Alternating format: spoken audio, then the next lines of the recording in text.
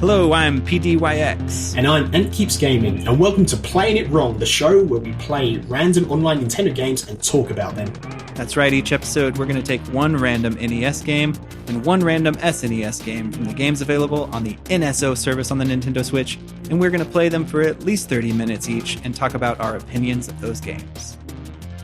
Playing It Wrong, episode 13.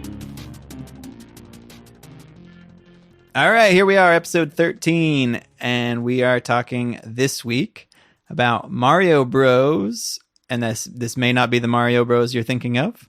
That's what I said, not the Super Mario Bros. The Mario Bros. Mario Bros. For the NES, and Prehistorik Man for the SNES. Overall, big picture, how was this week for you? Well, I think Prehistorik Man was more interesting. Yeah. Than Mario Bros. It's just repetitive. But just okay. Just an okay week. Yeah. Yeah. I don't know, and this might be my favorite week. Maybe I'm just feeling good right now or something, but yeah. But like, I think you played a really good game before this. I've been playing Metroid Dread, so I'm in a good gaming mood. But no, I think I just really like Mario Bros. And Prehistorik Man was a nice surprise. So like, I just felt like when I look back at our previous weeks, usually there was one good game, one bad game. You know what I mean? Like, or two bad games. Right, or two bad games. Very rarely did I feel like I enjoyed both experiences quite a bit. Yeah. Yeah, when I mean okay, it's kind of like an okay, not just okay, but like okay, good, not okay, bad. If that makes sense. It's just okay. Yeah. Well, let's talk about the NES game Mario Bros. So like I said, this may not be the Mario Bros. You're thinking about. It's missing the Super. So this was originally an arcade game back in 1983, and I guess they also brought it out to the NES. I don't know if it. I don't think it was like at the exact same time. I don't know, or maybe it was. Maybe it was a simultaneous thing. I have fond memories. This is also affecting my opinion of playing this in the arcade at like some pizza joint with my brothers, and I think it's got that. I think it's got that arcadey feel. How long did you play, or how far did you get? Or I didn't play very long. I didn't play the full half hour, but I played for like 12 minutes because to me it was just like repetitive. But I wouldn't mind continuing playing that if that makes sense. No, yeah, it totally does. You know, another thing, real quick before you say more, this is a great two-player game too. We should have played. We should have done it. I even thought about it. I was like, oh, we should probably try this one two-player. But we didn't. We didn't do like wrong extra or something. Where we play we go back and play some of these ones we should have played two player. Yeah, extra. Yeah. But for the single player experience, go on. What you gave it about 12 minutes. 12 minutes. Yeah. I mean, it's not like I was just thinking it's repetitive, but repetitive in a good way. I mean, I could see myself playing it more, but I thought 12 minutes was, good enough to just get the feel for the game and stuff. You get the feel for it. I kind of wish I'm in the middle of a different game on my Switch. I should have found a good save spot and then could go back and look at how far I got, because I spent some time and I used some save states, but like not a ton. And what do they call them in this game? They don't call them the stages, like phase or something like that. Do you remember?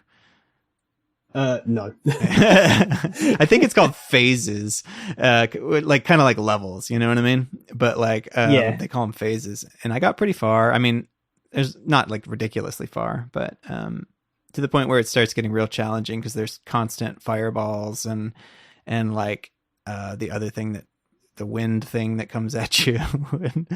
and yeah, I did not like the jumping in this at all. There's a slippy slide. I think that's the games I hate more than anything is a slippery jumping, the slip and slide jumping. I hate in games, and this is the pure example of one of the games that I, didn't like. Overall, the gameplay is good and everything once you get the hang of it, but the jumping is so bad. Yeah, it's to me. Like you said, once you get the hang of it, you can kind of get the feel for this game, but it's kind of tough to go back to because we're so used to how Mario controls. Yeah.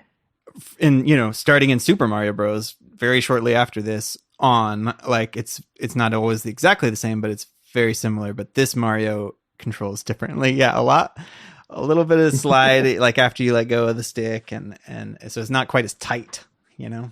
Yeah, this reminds me of like the was it Donkey Kong Jr. Yeah, or whatever it was we played. Was it Donkey Kong yes, Jr.? I think so. Yeah, it was. Yeah, it's kind of had that sort of jumping in it where you just slide jump everywhere. Yep. Yeah, a little slippery. It can be. You can't jump on enemies' heads like you're used to. Nope. You got to knock them out first. But yeah, but I actually think it's kind of a fun arcadey game. I mean, I would kind of put it just like Balloon Fight. Like, it's very simple, but I at least find myself being able to play it for a while, and I think, you know. Yeah, I think the same with me. Every time I end a game, doing one of these games, and I don't plug this very often. So guys, if you want to see the playthrough of someone who's never ever played any of these games, check out my channel. I've got a whole playlist of all these games we played and I've played, my first time reactions to some of them. And yeah, I don't know what to say. It's just some of these games and like slip and slide jumps or slippy jumps. Yeah, slippery jumps. I was going to say, but slippy jumps as well. It's just like, god, these controls just so horrible. Yeah, and if you've never played this game, I guess we should briefly explain that. Like, you know, you think of Mario. This is as being like a platformer, you know, left to right, but this is a single screen game where enemies are coming out of pipes and you have to hit them from below and then you go up and kick them. And the further you get, the more and faster enemies come out, as well as other hazards. And, you know, the POW block originates here. You can go hit the POW block 3 times in each phase. But that's essentially it. And then it just like you said, it's a little repetitive, but it just gets harder and harder, single screen, you know? Yeah. And this is actually one of the games that I have played before. As going back to what I said, but like all these games so far, I haven't really played. Well, I haven't played any of them, but this game I have. I think it's one of the games I got on the Switch, actually, called Arcade Archives. Yeah. And I actually got it for the Switch, and I tried playing it then, but I didn't commit myself because I thought it was a bit too hard. But going back on the NSO, I think it's because the save states and rewind features actually helped and make me want to play it more. And what you said about like Balloon Fight and some other games, this is just a pick up, quick and easy game to play. Yes. If you just want to play something really quick and then put it back down again. Yeah, for sure. Do you want to give the recommendation now or after we talk about the other game? I can give a recommendation. It's just, as I said, an okay recommendation. You've got to get used to the controls first. Yeah. For me, something you want to pick up, you know, quite quickly and just want to play literally a quick game or something. This is the game for you. I think it's a great game to go check out for the history of it. I think, like you said, knowing that the controls are a little bit different than your traditional Mario, knowing that going in helps. But I think it's really worth checking out if you've never played it before, personally. That's why the Super Mario Bros. Is called Super, because we've had the Super saying it's different and it's better. Well, let's move on then, right? Yeah. For the Super Nintendo Entertainment System, Nintendo Switch Online this week, we played Prehistorik, Man. Not a game I was familiar with really before I heard it coming to NSO. This, you know, immediately it made me think of Joe and Mac, the other caveman game. Yep. It's very similar. Yep. They're both they're platformers, kind of colorful platformer game, 2D platformer where you're, you know, running and jumping as a caveman, and in this case, swinging a club. And I was surprised that this game was very nice looking, had some good music. Oh yeah, I love the music in it. Yeah, I guess we should say this too. This is came out in 95 or 96, depending on your region, and it's made by Titus Interactive or Titus France. And just not very familiar with this, but I enjoyed my time with it. Yeah, same with me. Enjoyed my time with it. I thought it was a bit weird in some places, but other than that, I thoroughly enjoyed it. Yeah, it felt a little confusing sometimes. I guess, like, yes, you know, you don't just go right. Sometimes you needed to go left. Sometimes you needed to go up or down, and it wasn't always clear.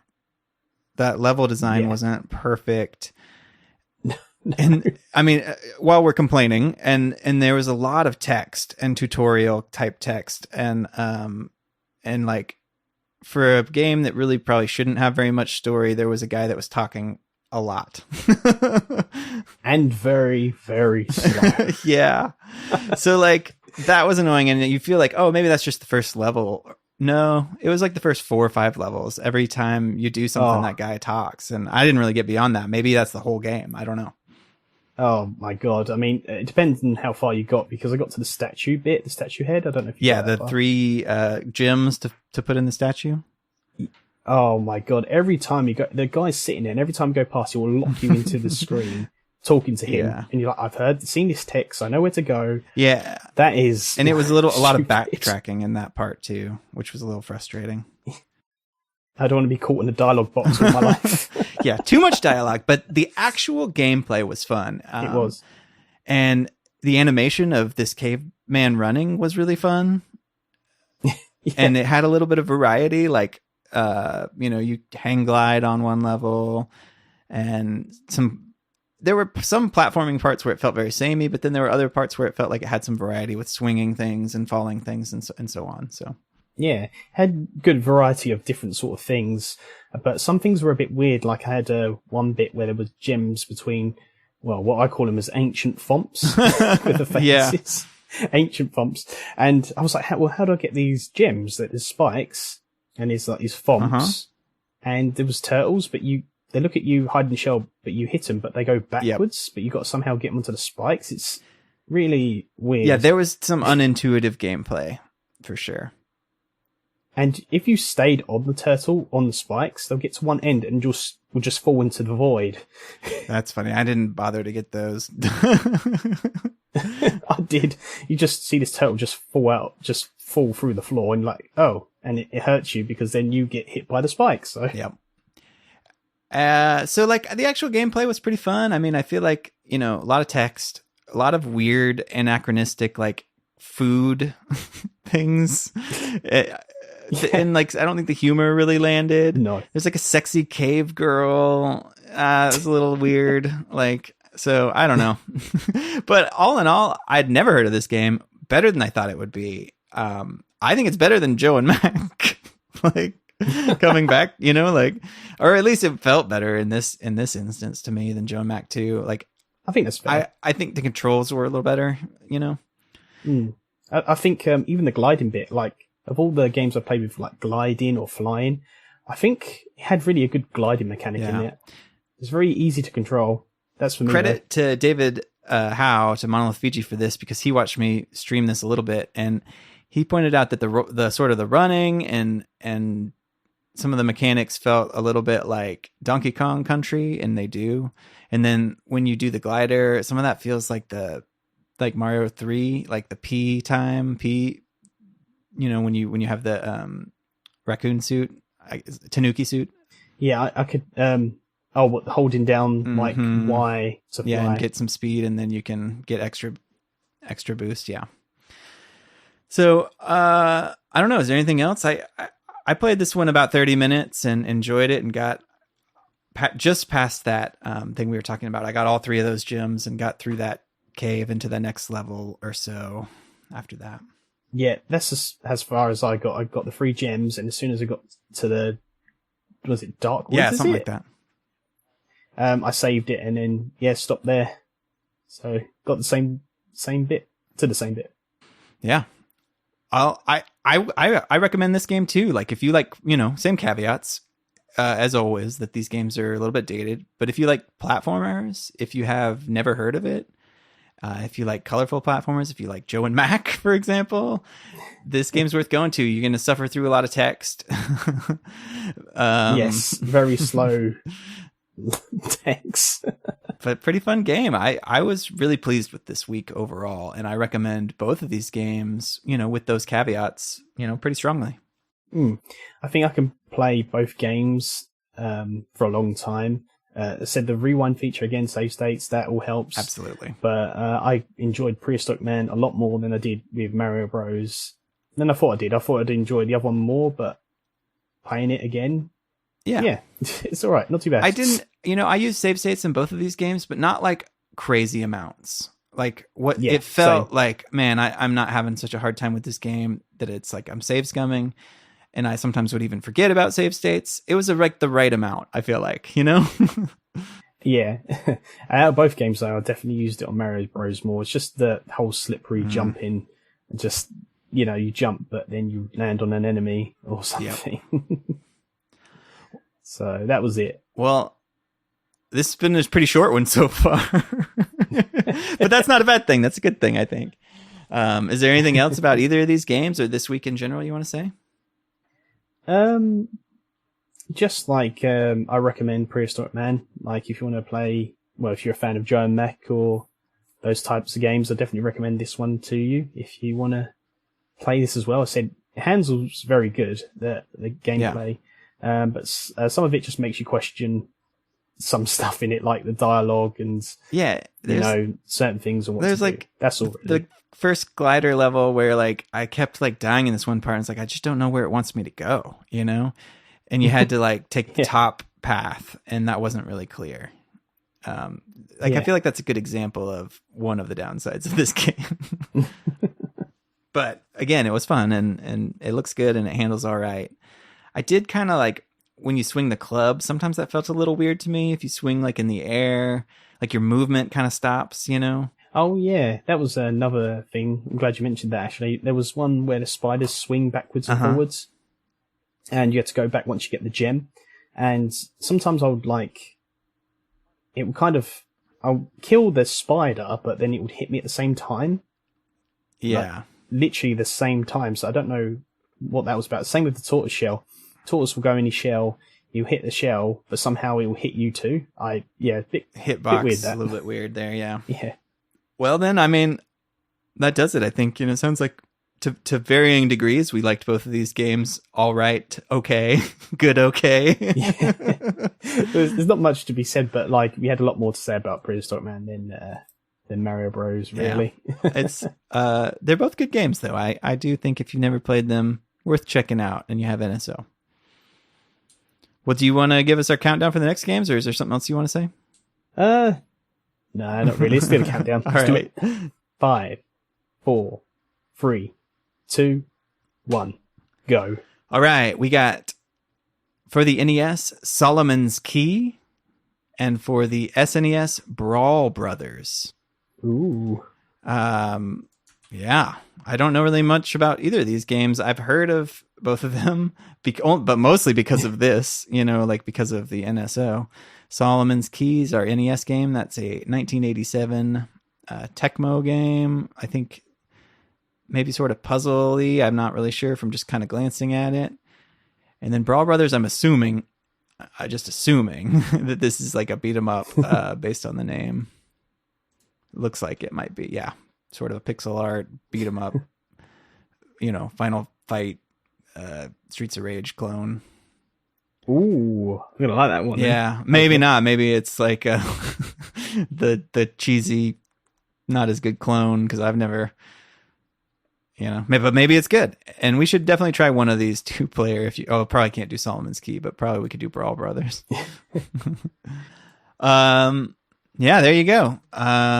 All right, well, then we'll see you next time, everyone. Thanks for listening. We'll be back to talk about Solomon's Key and Brawl Brothers. Bye, guys. Thanks for listening to Playing It Wrong. This podcast is a collaboration between Super Switchheads and Ant Keeps Gaming.